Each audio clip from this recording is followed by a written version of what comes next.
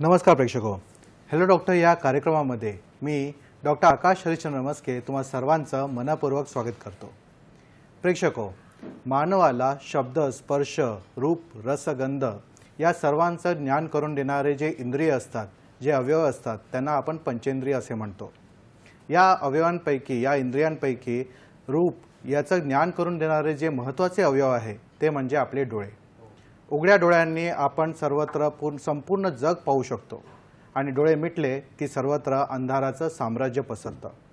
परंतु प्रेक्षको, कधी-कधी काही आजारांमुळे किंवा कधी अपघातामुळे अशी ही परिस्थिती निर्माण होते की आपल्याला डोळ्यांनी कमी दिसू लागतं, दिसण्याचं प्रमाण कमी होऊ लागतं आणि आपण अंधत्वाकडे जाऊ शकतो।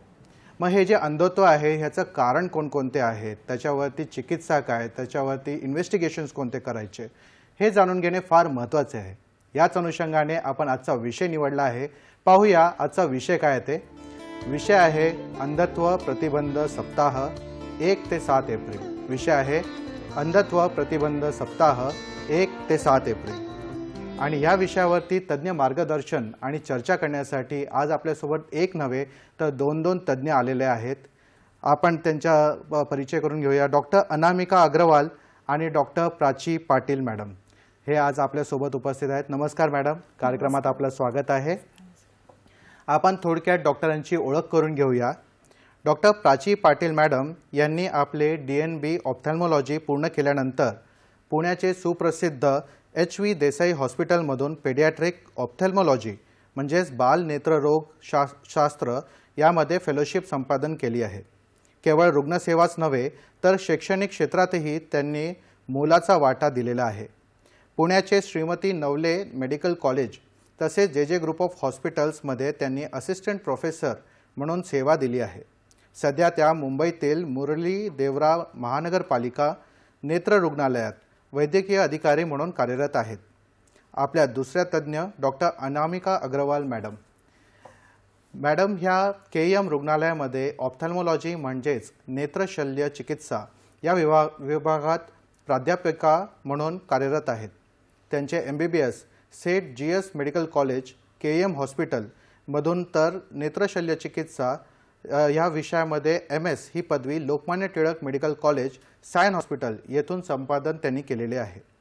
त्यांनी बालनेत्ररोग व डोळ्यांचे तिरकेपणा पेडियाट्रिक ऑप्थॅल्मॉलॉजी ह्या विषयावर प्रशिक्षण व FAICO ही पदवी प्राप्त केली आहे। त्यांनी इंटरनॅशनल काउन्सिल ऑफ ऑप्थॅल्मॉलॉजी लंडन येथून FICO आणि एडिनबर्ग युनिव्हर्सिटी येथून MRCS ही पदवी प्राप्त केली आहे। त्या सायन, नायर व KEM ह्या रुग्णालयांमध्ये सुद्धा गेली 23 वर्षांपासून रुग्णसेवा पुरवत आहेत। Maharashtra university of health sciences अंतर्गत MBBS आणि MS ऑप्थॅल्मॉलॉजी च्या त्या अधिकृत अध्यापिका आहेत। एवढेच नव्हे तर त्या वैद्यकीय अध्यापक म्हणजेच मेडिकल टीचर्स यांचे प्रशिक्षण सुद्धा करतात। आपण आता मुख्य कार्यक्रमाकडे वळूया। मॅडम, पुन्हा एकदा तुमचं या कार्यक्रमामध्ये स्वागत आहे। माझा पहिला प्रश्न आहे प्राची मॅडम तुम्हाला की अंधत्व प्रतिबंध सप्ताह याविषयी आपण आज चर्चा करत आहोत, तर ह्याबद्दल आमच्या प्रेक्षकांना थोडक्यात माहिती सांगा।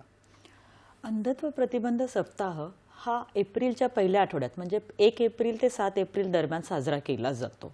अंधत्व प्रतिबंध सप्ताह भारतात 1960 पासून सुरू आहे आणि हा सप्ताह सुरू करण्यामागचा मेन पुढाकार ज्या लोकांनी घेतला आहे ते लोक आहेत म्हणजे आपल्या भारताचे महत्त्वाचे नागरिक पंडित जवाहरलाल नेहरू व राजकुमारी अमृत कौर। राजकुमारी अमृत कौर या स्वतंत्र भारताच्या पहिल्या हेल्थ मिनिस्टर होत्या। या दोघांच्या विचार विनिमयाने हा कार्यक्रम 1960 पासून सुरुवात करण्यात आलेला आहे। बरोबर। तर मॅडम खूपच छान आणि महत्त्वाची अशी माहिती तुम्ही सांगितली. माझा पुढचा प्रश्न अनामिका मॅडम तुमच्यासाठी आहे की आपण अंधत्व याबद्दल चर्चा करत आहोत. तर अंधत्व किंवा दृष्टी कमी होणे याचे मुख्य कारण कोणकोणते आहेत याबद्दल जरा सांगा. डोळ्याच्या दृष्टी नेत्र ह्याच्यासाठी बरीचशी कारणं आहेत. खरं म्हणजे जसं आपल्याला स्लाईडमध्ये दिसतंय, तर आपली जी पारदर्शी लेन्स असते ती धूसर होऊन जाते, त्याच्यामुळे आपल्याला मोतीबिंदू होतो. त्याचप्रमाणे स्लाईडमध्ये जसं आपल्याला दिसतं आहे काचबिंदू, ह्याच्यामुळे आपल्याला पाठीमागच्या नजरेवरती, पाठीमागच्या नसवरती परिणाम होतो. आणि डायबिटीज रेटिनोपॅथी हा मधुमेहामुळे होणारा पाठीमागच्या पडद्यावरचा आजार आहे. त्याचप्रमाणे आपला पुढचा जो पडदा आहे कॉर्निया, त्याच्यावरती आपल्याला बरेचसे आपल्याला प्रकारांमुळे आपल्याला अंधत्व येऊ शकतो. असंच नाही तर लहान मुलांमध्येही वेगवेगळ्या कारणांमुळे अंधत्व आपल्याला दिसून येतात. बरोबर आहे. महत्त्वाची कारणं सांगितली मॅडम तुम्ही. माझा पुढचा प्रश्न प्राची मॅडम तुमच्यासाठी आहे. आज आपण चर्चा करत आहोत अंधत्व प्रतिबंध सप्ताह याबद्दल. तर याचे काही विशिष्ट उद्दिष्ट वगैरे काय आहेत का याबद्दल जरा सांगा. हो, या कार्यक्रमाचे उद्दिष्ट आहे.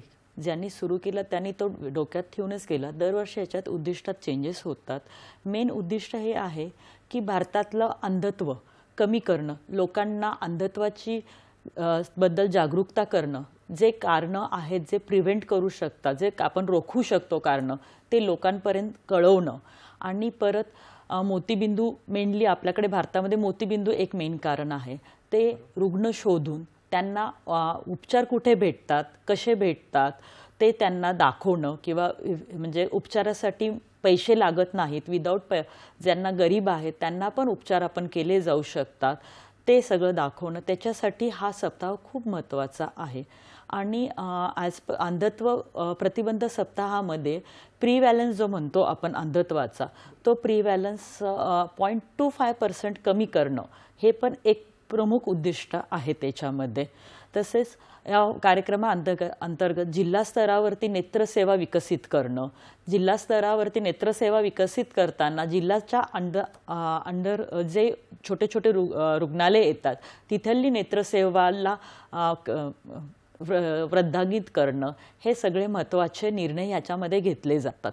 आणि त्याचप्रमाणे मोतीबिंदू शस्त्रक्रियेचे प्रमाण वाढवणं, मोतीबिंदू तसेच डोळ्याच्या रिलेटेड इतर शस्त्रक्रियेचे प्रमाण वाढवणं, गुणवत्ता त्याची वाढवणं व ते शस्त्रक्रिया करण्यासाठीचे जे डॉक्टर्स आहेत त्यांना प्रशिक्षण देणं, हे या कार्यक्रमाचे मुख्य उद्दिष्ट आहेत.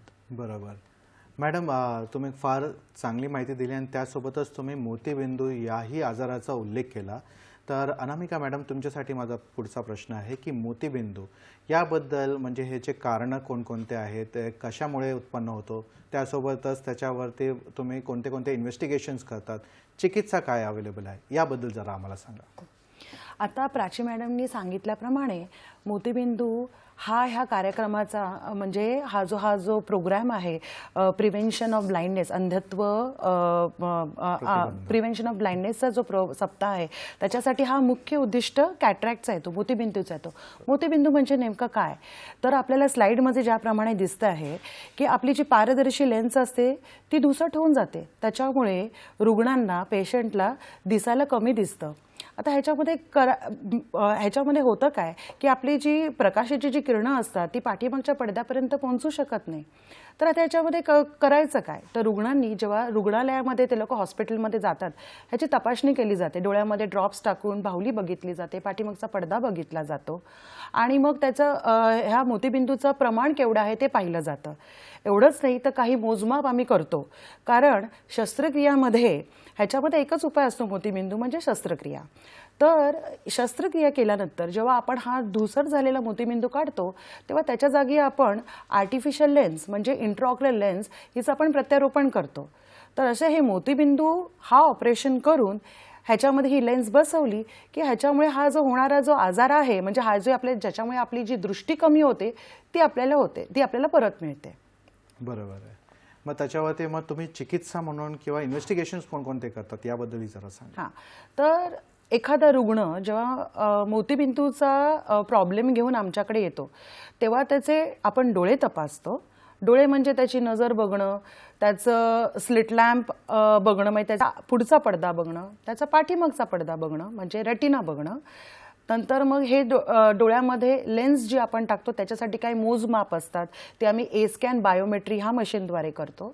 आणि एखाद्या पेशंटला ज्यावेळेला आपल्याला ऑपरेशन शस्त्रक्रियासाठी घ्यायचं असेल तर त्याची आपल्याला फिटनेस बघावी लागते. बरेचसे आपले पेशंट्सला मधुमेह, हाय ब्लड प्रेशर किंवा अस्थमा किंवा हार्ट डिझीज असं काही असतं, तर त्याची आम्हाला रक्तामध्ये तपासणी करावी लागते.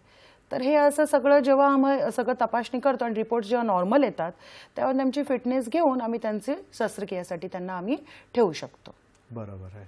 म्हणजे शस्त्रक्रिया जी आहे या शस्त्रक्रियाबद्दल थोडंसं अजून आणखीन माहिती मिळेल का, की काय कशा प्रकारच्या शस्त्रक्रिया असतात? हो, हे मोतीबिंदू तर हा फारच कॉमन होणारी शस्त्रक्रिया आहे. याच्यामध्ये घाबरण्यासारखं काही नाही आहे. आता तर एवढ्या आधुनिक पद्धती आलेल्या आहेत. पूर्वी तर आम्ही टाके घेऊन ऑपरेशन करायचो, मोठी जखम असायची. त्याच्यानंतर हळूहळू जसं जसं विज्ञानाने प्रोग्रेस केलं त्याच्याप्रमाणे बरेचसे यंत्रणा आले. आता तर फेको इमल्सिफिकेशन आहे. अगदी छोट्याशा जखमेमधून पण हा मोतीबिंदू काढता येतो आणि वेगवेगळ्या प्रकारच्या लेन्सेस आपण त्याच्यामध्ये आपण त्याचं प्रत्यारोपण करतो आणि आपल्याला रिकव्हरीचा जो फेज असतो तो पण हल्ली फारच कमी आहे नवीन प्रोग्रेसमुळे. फारच सुंदर अशी माहिती सांगितली तुम्ही. मोतीबिंदू हा सगळ्यात महत्त्वाचा एक डोळ्यांचा आजार आहे. याबद्दल आपण चर्चा करत होतो प्रेक्षको. आपण अजून आणखीन जे वेगवेगळे डोळ्यांचे आजार आहेत त्याबद्दलही चर्चा करूया, पण एक छोट्याशा विश्रांतीनंतर. कुठेही जाऊ नका, पाहत राहा तुमचा आवडता कार्यक्रम हॅलो डॉक्टर.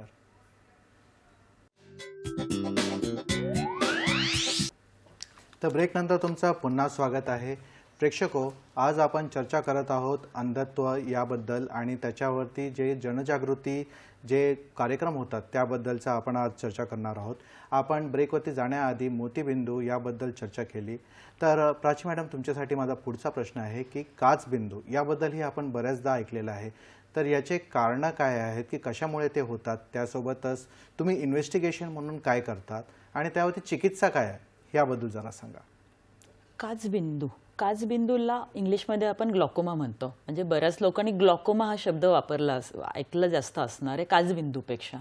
आणि जर थोडक्यात सांगायचं झालं तर काचबिंदू म्हणजे डोळ्याचा blood pressure. So blood pressure वाढल्यावर जसं बॉडीमध्ये चेंजेस होतात तसंच डोळ्यामध्ये जेव्हा डोळ्याचं प्रेशर वाढतं तेव्हा डोळ्यामध्ये चेंजेस होतात. आता जसं स्लाईडमध्ये तुम्हाला दाखवतील की नॉर्मल प्रेशरमध्ये आयबॉल कसा असतो आणि प्रेशर वाढला म्हणजे आता आयबॉल म्हणजे एक बलून समजा, फुगा समजा. जर फुग्यामध्ये प्रेशर वाढलं तर त्याच्या बॅक्सवरती, त्याच्या मागच्या बाजूवरती जास्त दबाव येणार. तर मागच्या बाजूला आपल्या महत्त्वाच्या नसा असतात, ब्लड सप्लाय करणाऱ्या नसा असतात. परत जिथे आपलं डोळं जे बघतो तर कॅमेऱ्यासारखा जो लेन्सचा मागे पॉवर आहे तिथे इमेज कॅप्चर होते आणि ती ब्रेनला मेंदूला प्रोसेस केली जाते. तर तो वाला भाग असतो. तर त्या भाग जो आहे त्याचा ब्लड सप्लाय कॉम्प्रोमाइज होतो. कारण जेव्हा प्रेशर वाढतं तर तेव्हा धमन्या पण अंकुचित होतात तर ब्लड सप्लाय कमी होतो. त्याच्यामुळे ती नस खराब होते.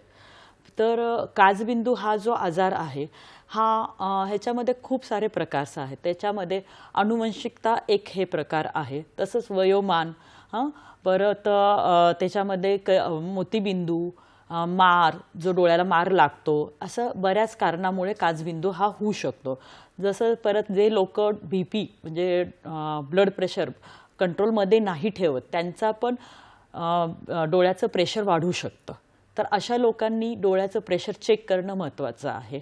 आता डोळ्याच्या प्रेशरमध्ये जे सिम्पटम्स म्हणजे जे लक्षणे येतात ते स्लाईडमध्ये दिलेल्यासारखे तुम्हाला दिसू शकतात. की डोळ्यांमध्ये डोळे लाल होणे, परत डोळे दुखणे किंवा डोकं दुखणं, परत तुमचा जो चष्म्याचा नंबर असतो तो वारंवार चेंज होणं, डोळ्यांमध्ये काय जर खूप पुढे गेला तुम्ही लक्ष नाही दिलं तर तुम्हाला असं वाटेल की तुम्ही जसं घोड्याला आपण इकडे तिकडे पाहू नये म्हणून जे लावले जातात रेसिंगच्या घोड्यांना, तसं तुम्हाला तुमचं फील्ड ऑफ व्हिजन म्हणजे आजूबाजूचं दिसणं, जे आपण एक गोष्ट बघताना आपल्याला राईट साईड पण दिसतं आणि लेफ्ट साईड पण दिसतं, तर ते कमी झालंय असं तुम्हाला हे होईल. पण हे गरजेचं नाही की मी जे लक्षणं सांगितलेत हे काचबिंदू असलेल्या प्रत्येक पेशंटमध्ये दिसतील. काही पेशंटमध्ये वेगळे एखादं लक्षण दिसतं. तर महत्त्वपूर्ण वयाच्या 40 नंतर प्रत्येकाने वर्षाला डोळ्याचं प्रेशर चेक करणं महत्त्वाचं असतं. परत जेव्हा तुम्ही काचबिंदू तपासणीसाठी तज्ज्ञाकडे जातात तेव्हा तज्ज्ञ तुम्हाला ह्याच्यामध्ये आता स्लाईडमध्ये दाखवल्यानुसार तपासण्या करतात. त्याच्यामध्ये डोळ्याचे प्रेशर चेक केलं जातं. डोळ्याच्या प्रेशर चेक करण्यासाठी तज्ज्ञाकडे वेगवेगळ्या मशीन्स असतात. प्रेशर चेक करणं, परत त्याच्यानंतर त्याच्यामध्ये पेरिमेट्री एक मशीन आहे. त्याच्यामध्ये अंधाऱ्या रूममध्ये तुम्हाला बसून एक सेंटर लाईटमध्ये फोकस करायला लावून तुमची फील्ड चेक केली जाते. जे मी तुम्हाला सांगितलं की काचबिंदू म्हणजे नजर एकदम पूर्णपणे बंद नाही होत. इट कम्स फ्रॉम बाहेरून आत बंद होत आल्यासारखी होते. तर त्याच्यामध्ये तुमची किती तुम्हाला दिसतं बाहेरचं आणि सेंटरचं ते चेक केलं जातं त्याच्यामध्ये. ओके. आणि परत काचबिंदूमध्ये अजून एक टेस्ट आहे OCT डेस्क म्हणून, ती पण केली जाते. परत काचबिंदूच्या ट्रीटमेंटमध्ये म्हणजे त्याला उपचारामध्ये ते मॅडम आपण उपचाराबद्दल जाणून घेऊया, पण तत्पूर्वी आपल्याला एक टेलिफोन कॉल आलेला आहे. रुपेश गुजराती बोलत आहेत सिन्नरहून. रुपेशजी नमस्कार, आपला प्रश्न विचारा. हा, मी रुपेश गुजराती बोलतो सर, लाल चौक, सिन्नर, जिल्हा नाशिक इथून. माझा असा प्रश्न आहे आरपी बद्दल आहे, म्हणजे रेटिना पिगमेंटेशन जो सुरुवातीला माझ्या सहवासातील एका व्यक्तीला सुरुवातीला पूर्णपणे दिसत होते, पण वयानुसार जसजसे त्यांना थोडेसे कमी कमी दिसायला लागले, अंधत्व म्हणजे थोडेसे संध्याकाळच्या वेळेस किंवा अंधारामध्ये, आणि मग हळूहळू आता त्यांची वय 50च्या वर आहे. तर आता त्यांना अगोदर मोतीबिंदू झाला, त्यानंतर मोतीबिंदूचं ऑपरेशन केल्यानंतर त्यांना आता पूर्णपणे एकदम साईडची विजन गेली, सेंटर विजन आहे, आणि नंतर मग हळूहळू त्यांना एकदम भुरकट दिसायला लागलं दुसरं. तर असं सांगण्यात आलं की आता त्याच्यावर तुमची ऑप्टिव्ह नर्व जे आहे तिथे थोडासा प्रॉब्लेम येऊ शकतो, त्यामुळे याच्यावर काही पुढे इलाज आहे का, आणि संशोधन चालू आहे का, पण याच्यावर तरी अजून तरी कुठे काही नाही. तर आणखीन याचं म्हणजे काय करावं, त्या व्यक्तीने आणखीन कुठे चेकअप करावं का, ते जाणून असं सोडून द्यावी? धन्यवाद सोडून तुमच्या द्यावी प्रश्नासाठी. अनामिका मॅडम, तुम्ही काय सांगाल? थँक्यू सर, हा प्रश्न विचारल्याबद्दल. ॲक्च्युली तुमच्या प्रश्नांमध्ये बरोबर तुम्ही उत्तरं पण बऱ्यापैकी स्वतःहूनच दिली आहेत. पहिली गोष्ट म्हणजे तुम्ही जे सांगितलं, तुमच्या रुग्णाला रेटिनायटिस पिगमेंटोजा असा प्रकार आहे, असा आजार आहे. आता ह्याच्यामध्ये काय होतं, आपल्या ज्या रेटिनाच्या ज्या पेशी असतात त्या अनुवंशिक कारणामुळे स्वतःहूनच त्यांचं हळूहळू डिस्ट्रक्शन होत असतं. त्याच्यामुळे होतं काय की त्यांची नजर हळूहळू बाहेरून अशी हळूहळू कमी होत होत ती आतपर्यंत येते. बरोबर आहे, हे तुम्हीही म्हटलं. त्यांना रात्रीचं पण दिसायला प्रॉब्लेम होतो. ही त्या आजाराची लक्षणं आहेत आणि ते अनुवंशिक आहे. आता तुमच्या पेशंटला मोतीबिंदू झाला, त्यांनी ऑपरेशन केलं, हेही अगदी बरोबर आहे. पण ॲक्च्युअल प्रॉब्लेम त्यांच्या पाठीमागच्या पडद्यामध्ये असल्यामुळे, त्यांचा पाठीमागचा पडदा कमजोर असल्यामुळे त्यांची नजर ही कमीच राहणार आहे. आणि ह्याची जाणीव तुम्हालाही, याची कल्पना तुम्हाला आहे. संशोधनं चालू आहेत, तरीही अजूनही काही असं एनकरेजिंग असं काही अजून मिळालेलं नाही आहे त्याच्यामध्ये. तर नजर ही कमीच राहणार त्यांची. धन्यवाद. खूप म्हणजे महत्त्वाचं इन्फॉर्मेशन आणि तुम्ही एक सल्ला दिलेला आहे रुपेशजी यांना. प्राची मॅडम, आपण चर्चा करत होतो काचबिंदू याच्यावरती जी चिकित्सा आहे त्याबद्दलचा, प्लीज कंटिन्यू. काचबिंदू जे आहे त्याच्यावरती तर मी आत्ता थोड्या वेळ सांगितलं की प्रेशर चेक करणं तज्ज्ञाकडे पेरिमेट्री OCT डिस्क म्हणून तपासण्या असतात, ते बघणं. तज्ज्ञ स्वतः पण ऑप्टिक नर्व कशी दिसते ते बघतात मशीनवरती. आणि उपचारामध्ये त्यांच्यामध्ये तुम्हाला ड्रॉप्स म्हणून भेटतात. ड्रॉप्सनी जर प्रेशर कमी नाही झालं तर काही लेझरवाले उपचार आहेत आणि काही शस्त्रक्रियावाले उपचार आहेत. तर हे जे उपचार आहेत हे रुग्ण टू रुग्ण व्हॅरी होतात. तर त्याच्यानुसार त्याचे उपचार पद्धती आणि हे होतं. जर तुम्ही काचबिंदू वेळेत दाखवला तर त्याची जे नजर जाणार असते ती तुम्ही तिथे थांबवू शकता, खंडित करू शकता. पण तुम्ही जर लक्ष नाही दिलं तर काचबिंदू हा हळूहळू मारणारा आजार आहे. जसं आपण मधुमेहाला म्हणतो त्याप्रमाणेच काचबिंदू हळूहळू नजर मारणारा आजार आहे. तर त्याच्यामुळे तुम्ही काचबिंदूसाठी जागरूक असणं महत्त्वाचं आहे आणि वयाच्या 40 नंतर का मी सांगितलेल्या लक्षणानुसार काही दिसले तर ते डॉक्टरांना जाऊन दाखवणं आणि त्याच्यावरती उपचार घेणं हे महत्त्वाचे आहे. बरोबर. आपल्याला टेलिफोन कॉल आलेला आहे. श्री रावसाहेब बोलत आहेत पुण्याहून. नमस्कार, आपल्या कार्यक्रमामध्ये स्वागत आहे. प्रश्न विचारा.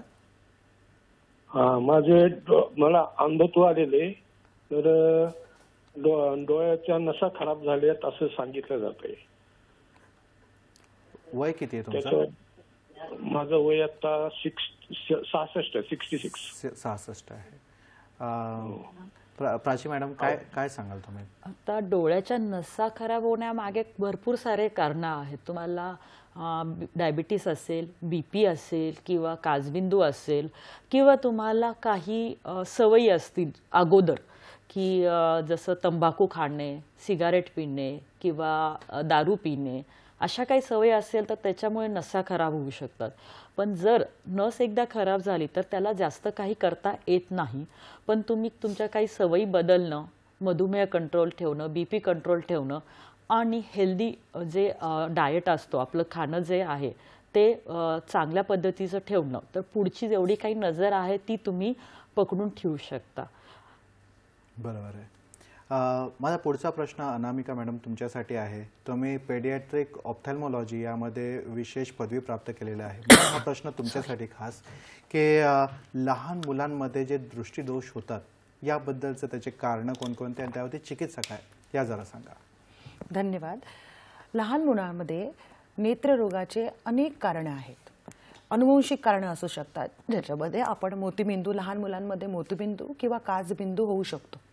मोतीबिंदू ज्याप्रमाणे आधी आपण पाहिलं तर आपली जी पारदर्शी लेन्स असते ती सफेद होण्याचे बरेचसे कारणं असतात.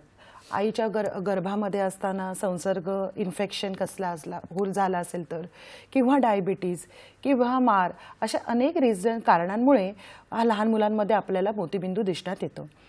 आता ह्या मोतीबिंदू पालकांच्या जर सपोज सफेद दिसत असेल डोळ्यामध्ये किंवा बाळ व्यवस्थित बघत नसेल तर वेळेमध्ये तपासणी करणे गरजेचं असतं. जेव्हा मुलांची तपासणीसाठी तेव्हा येतात तेव्हा त्यांच्या डोळ्यामध्ये ड्रॉप्स घालून बघितलं जातं की त्यांचा पुढचा पडदा कसा आहे. नसेल दिसत तर त्यांच्या डोळ्याची सोनोग्राफी केली जाते, पाठीमागचा पडदा बघितला जातो. जर मोतीबिंदू शस्त्रक्रियाच्या लायकीचा असेल तर त्याच्यामध्ये आपल्याला जी प्रत्यारोपण करण्याची जी लेन्स आहे त्याचे काही मेजरमेंट्स घेतले जातात. लहान मुलांचं ऑपरेशन आपल्याला जनरल ॲनेस्थीसिया पूर्ण बेशुद्ध करून करावं लागतं, तर त्याचे काही फिटनेस घ्यावे लागतात. तर अशा पद्धतीने हा सर्व आपल्याला तपासणी करून आणि मग त्यांची फिटनेस मिळेल तेव्हा आपल्याला त्यांची शस्त्रक्रिया करावी लागते. हा झाला मोतीबिंदूचा भाग. काही मुलांमध्ये ज्याप्रमाणे प्राची मॅडमने आता आपल्याला काचबिंदूबद्दल सांगितलं, तर हा प्रकार नुसत्या मोठ्या माणसांमध्ये नाही तर लहान मुलांमध्ये जन्मजातही काचबिंदू असू शकतो. अशामध्ये मुलांच्या डोळ्यातून खूप पाणी जातं किंवा डोळा थोडासा मोठा दिसतो किंवा डोळा थोडासा कधी कधी लाल होऊ शकतो. अशा वेळेला त्यांची तपासणी आपल्याला करावी लागते. ज्याप्रमाणे प्राची मॅडम म्हणाल्या त्याप्रमाणे आपल्याला त्या मुलांच्या डोळ्याचा प्रेशर बघावा लागतो, पाठीमागची नस पाहावी लागते. सुरुवातीला काही ड्रॉप्स दिले जातात, पण अधिकतर ह्या पेशंट्समध्ये आपल्याला शस्त्रक्रियाही करावी लागते. त्यानंतर स्लाईडमध्ये ज्याप्रमाणे आपल्याला दिसते, चष्म्याचा नंबर जर आपण नाही त्यांचं ट्रीटमेंट केली तर त्याच्यामुळे होणारा जो प्रॉब्लेम आहे, कधी कधी डोळा आळशी होऊ शकतो. तर मुलांना चष्म्याचा नंबर जर असेल तर त्यांची ती तपासणी करून त्यांना तो व्यवस्थित नंबर हा आपल्याला दिलेला पाहिजे.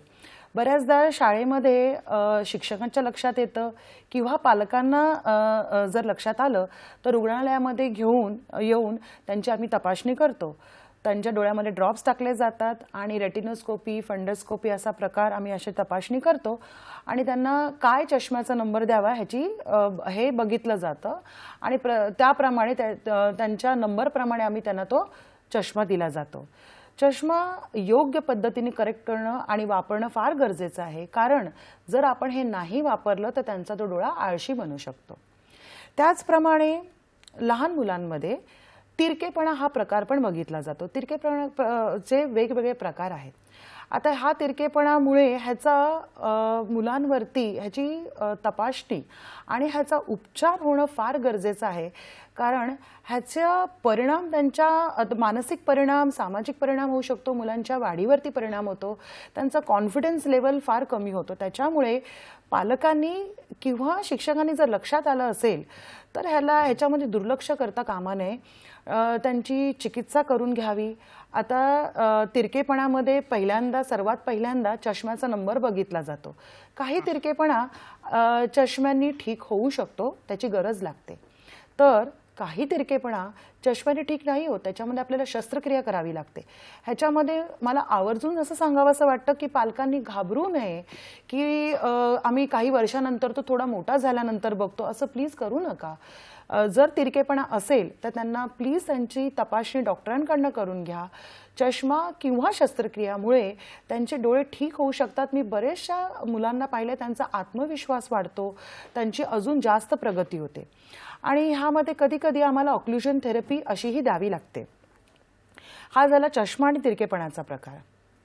तर आपण त्याच्यावरची जी चिकित्सा आहे त्याच्यावरती आणखीन चर्चा करूया. तत्पूर्वी आपल्याला एक टेलिफोन कॉल आलेला आहे. प्रीतमजी बोलत आहेत पुण्याहून. नमस्कार, आपला प्रश्न विचारा.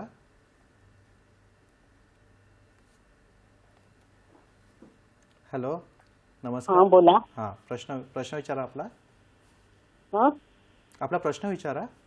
हां म्हणजे डोळ्यांसाठी मोतीबिंदू म्हणा किंवा डोळ्याचे आजार सर्वांसाठी आयुर्वेदिक व पंचकर्माची उपचार पद्धती घेऊ शकतो का? धन्यवाद. प्राची मॅडम, काय म्हणाल तुम्ही? पंचकर्म ही उपचार पद्धती जशी आहे हे हेल्दी लाईफस्टाईलमध्ये येईल.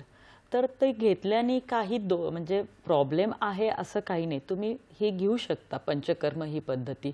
पण जर मोतीबिंदू असेल आणि पंचकर्माने ती कमी होत असेल असं नाही होणार. मोतीबिंदू आहे तर ते असणार आहे आणि तुम्हाला दिसायला त्रास होत असेल तर तुम्ही त्याची शस्त्रक्रिया करणं गरजेचं आहे.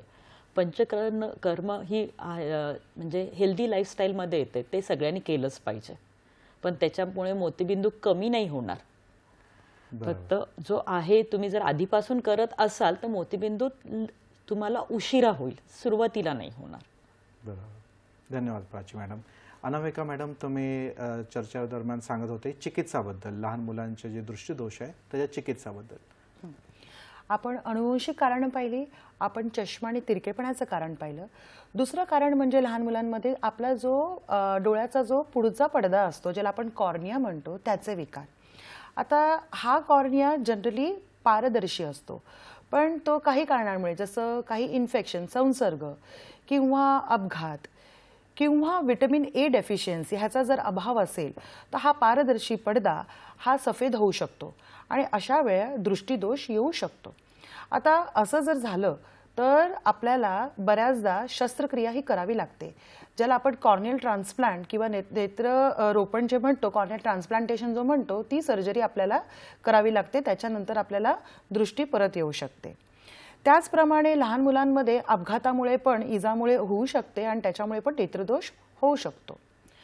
दुसरं कारण लहान मुलांमध्ये म्हणजे नवजात शिशूमध्येही ज्यांचं कमी वजन असं जन्म झालेलं आहे किंवा जे लवकर जन्माला आलेले आहेत आणि ज्यांना NICU ॲडमिशनची गरज लागलेली आहे आणि ज्यांना ऑक्सिजन ट्रीटमेंट दिलेली आहे, अशा नवजात, जसं आपल्याला स्लाईडमध्ये दिसत आहे, नवजात शिशूंमध्ये ऑक्सिजन ट्रीटमेंट दिली जाते आणि ह्याच्यामुळे त्यांच्या पाठीमागचा पडदा, जो रेटिना आम्ही असं म्हणतो, त्याच्या घडणेमध्ये थोडासा प्रॉब्लेम होतो.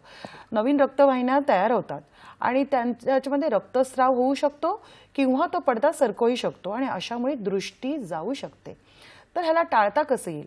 NICUमध्ये जेव्हा हे बालकं ॲडमिट असतात तेव्हा NICUचे डॉक्टर्स, नेत्रतज्ञ किंवा एस्पेशली जे रेटिना स्पेशलिस्ट असतात, पाठीमागच्या पडद्याचे जे स्पेशलिस्ट असतात, ते अशा बाळांचे आम्ही हे निरीक्षण करतो, त्यांचा पाठीमागचा पडदा बघतो आणि जर काय मी म्हटलं त्याप्रमाणे जर काय प्रॉब्लेम असेल, जर नवीन रक्तवाहिन्या काही जर आम्हाला दिसत असतील तर त्याचा उपचार ताबडतोब करणं गरजेचं राहतं. आता उपचारांमध्ये त्यांना इंजेक्शन्स दिले जातात किंवा लेझर केला जातो. हे केल्यामुळे त्यांचा जो रोग आहे, जो रेटिना जो सरकण्याचा जो धोका आहे हा टळू शकतो. त्याच्यामुळे सांगण्याचं तात्पर्य असं की लहान मुलं जी NICU मध्ये ॲडमिट असतात ह्यांचे डोळे तपासणे फार गरजेचं आहे आणि ह्याच्यासाठी जागरूकता असणं फार गरजेचं आहे. तर अशा पद्धतीने आपण लहान मुलांचे वेगवेगळे नेत्ररोगाचे प्रकार बघितले. बरोबर आहे. फार महत्त्वाची माहिती सांगितली आणि लहान मुलांमध्ये सुद्धा नेत्ररोगाचे असे वेगवेगळे प्रकार होऊ शकतात हेही आपल्याला आज कळलं आहे. प्रेक्षको, आपण अजून कोणकोणते नेत्ररोग होतात याबद्दल जाणून घेऊया. तत्पूर्वी घेऊया एक छोटीशी ब्रेक. कुठे जाऊ नका, पाहत राहा तुमचा आवडता कार्यक्रम हॅलो डॉक्टर.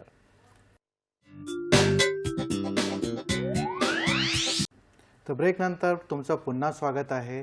आज आपण ब्रेकवरती जाण्याच्या आधी आपण मोतीबिंदू, काचबिंदू याबद्दल चर्चा केली. अजून एक डोळ्याचा महत्त्वाचा भाग म्हणजे कॉर्निया. तर कॉर्नियाचा कधीकधी अपघात झाला आणि त्याच्यामध्ये काहीतरी इश्यूज झाले किंवा त्याचे आजार असतात, तर ह्याबद्दल नेहमीच आपण ऐकलेलं आहे. तर प्राची मॅडम, तुमच्यासाठी हा प्रश्न आहे की कॉर्नियाचे कोणकोणते आजार उत्पन्न होतात आणि त्यावरती चिकित्सा काय अवेलेबल आहे याबद्दल जरा सांगा. कॉर्नियाचे जे आजार आहेत ते आत्ताच अनामिका मॅडमने आपल्या लहान मुलांचे सांगितले. त्याच प्रकारे कॉर्नियामध्ये मोठ्या माणसांमध्ये पण इन्फेक्शनमुळे कॉर्निया पांढरा होऊ शकतो. परत काही रासायनिक एक्सपोजरमुळे पांढरा होऊ शकतो. तसंच परत मोतीबिंदू ऑपरेशन नंतर पण काचबिंदूमध्ये पण कॉर्निया पांढरा होऊ शकतो. मोतीबिंदू ऑपरेशन नंतर पण काही रुग्णांमध्ये कॉर्निया पांढरा होऊ शकतो ज्यांचा कॉर्निया कमजोर आहे.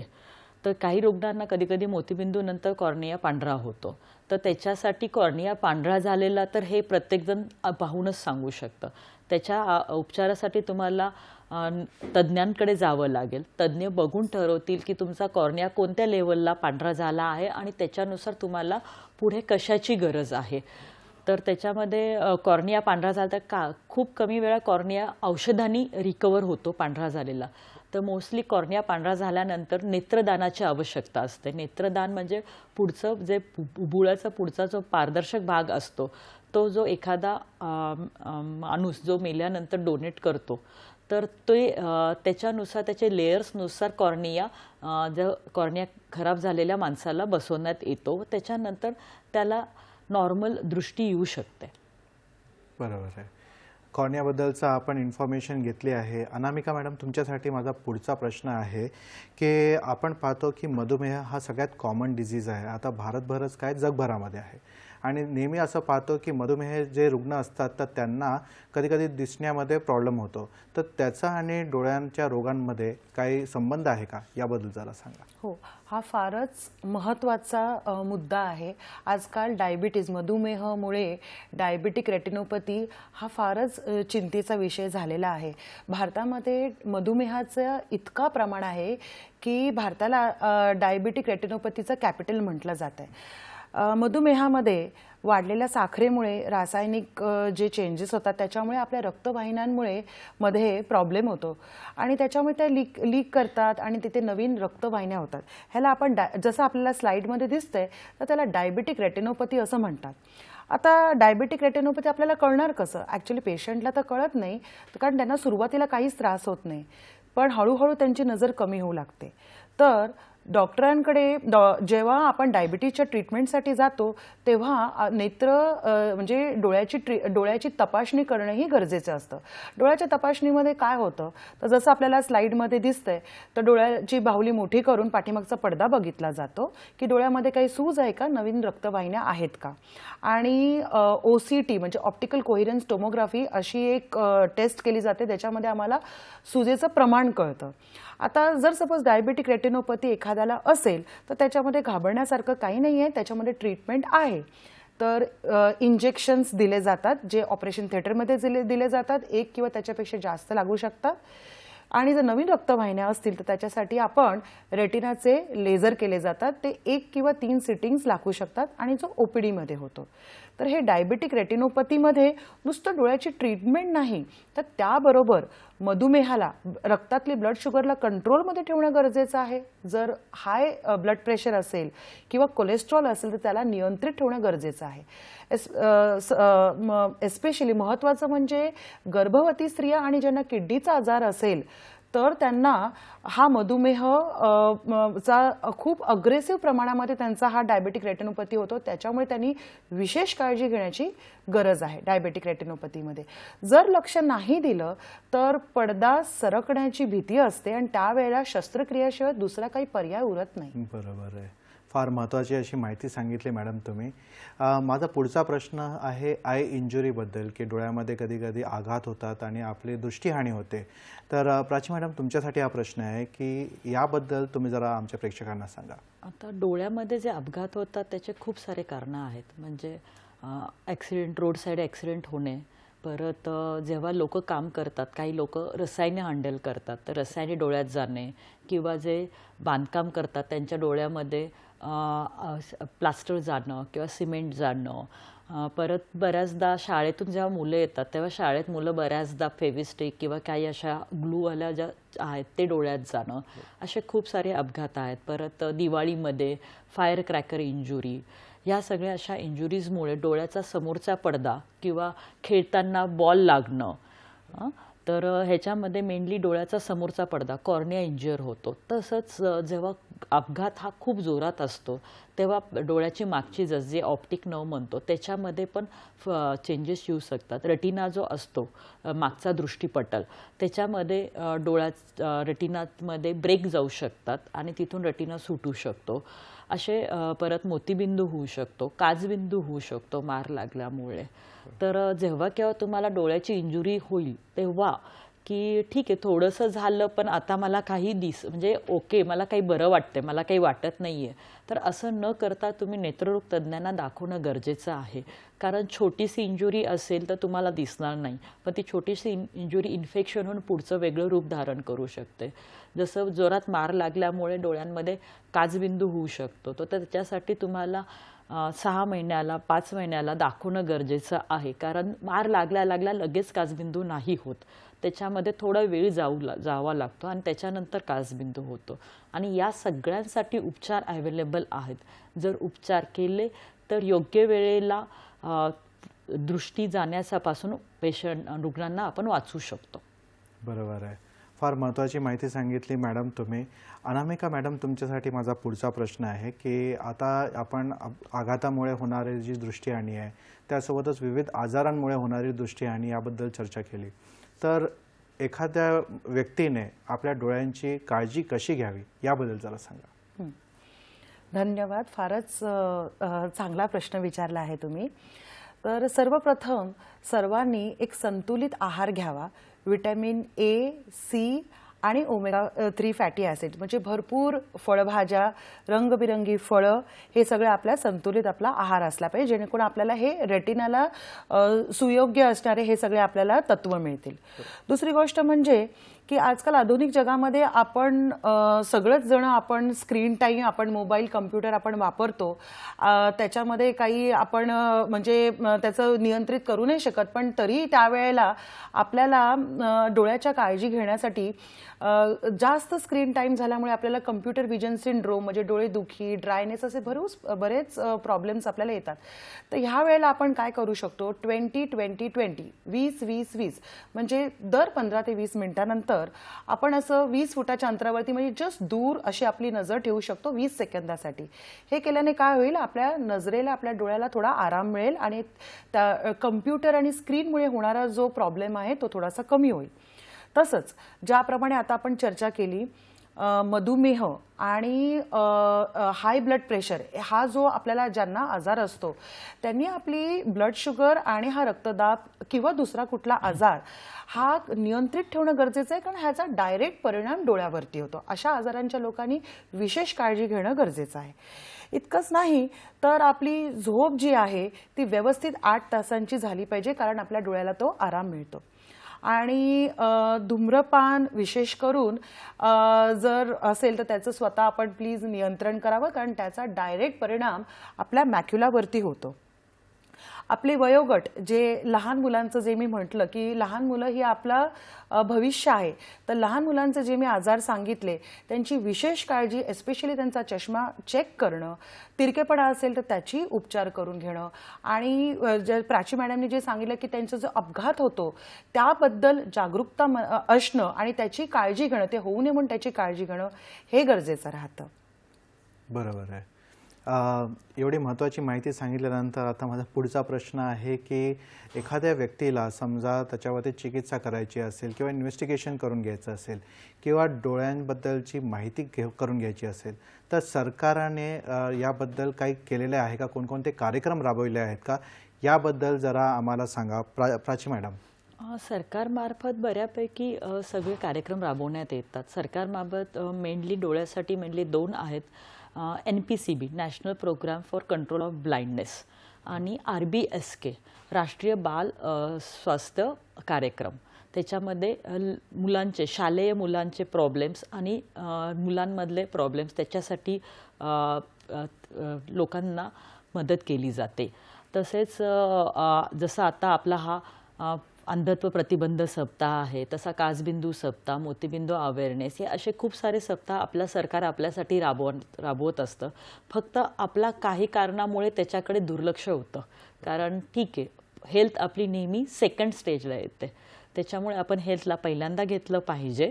आणि हे जे सप्ताह आहे म्हणजे हे जे कार्यक्रम आहे जे सरकार लागवतं, प्रधानमंत्री योजना किंवा NPCB RBSK, ह्याच्यामध्ये सरकारी दवाखान्यामध्ये किंवा बाकी रुग्णालयामध्ये ह्याच्या अंतर्गत गरजू रुग्णांना फ्रीमध्ये ऑपरेशन्स किंवा त्यांच्यासाठीच्या ज्या काही सोयी सुविधा आहेत त्या पुरवल्या जातात. आणि बऱ्याच रुग्णांना ही गोष्ट माहीत नसल्यामुळे ते त्याचा फायदा घेऊ शकत नाहीत. तर प्लीज तुम्ही आजूबाजूच्या आपल्या सरकारी रुग्णालयामध्ये जाऊन याची चौकशी करावी व त्याचा फायदा घ्यावा. बरोबर आहे. आणि मोतीबिंदूसाठी जो लेन्स टाकला जातो तो पण आपल्याकडे फ्रीमध्ये पण दिला जातो. फार महत्त्वाची माहिती की आपल्याला हे जो लेन्स टाकला जातो तो फ्रीमध्ये दिला जातो. एक तुम्हाला शेवटी एक प्रश्न आहे प्राची मॅडम की जे आपण ऑपरेशन करतो तर पोस्ट ऑपरेटिव्ह काय काळजी घ्यावी हे एक संक्षेपमध्ये काय सांगाल तुम्ही आमच्या प्रेक्षकांना? पोस्ट ऑपरेटिव्ह काळजी घेणं म्हणजे त्याच्यामध्ये आता सगळ्याच सर्जरी मी डोळ्याच्या पकडेल, त्याच्यामध्ये फक्त मोतीबिंदू नाही. तर ऑपरेशन नंतर डोळा चोळू नये, डोळ्याच्या बाजूवर झोपू नये. परत सगळ्यात महत्त्वाचं, तुम्हाला जे औषधं टाकायला दिलेल्या बाटल्या असतात तर त्या बाटल्या ज्या आहेत ते पिण्याने कधीच ओपन करू नका. बऱ्याचदा ओपन नाही होत, त्याला एक छोटी रिंग असते, ती रिंग काढून तुम्ही त्याचं झाकण जोरात लावलं की ती बॉटल स्वतः उघडली जाते. परत इन केस जर तुम्ही औषध टाकताय तर औषध टाकताना डोळ्याची खालची पापणी ओढावी, वरच्या पापणीला हात लावू नये. खालची पापणी ओढून जो काही खड्डा तयार असतो त्या खड्ड्यात 1 थेंब टाका. तुमच्या डोळ्यासाठी 1 थेंब औषध हे भरपूर आहे.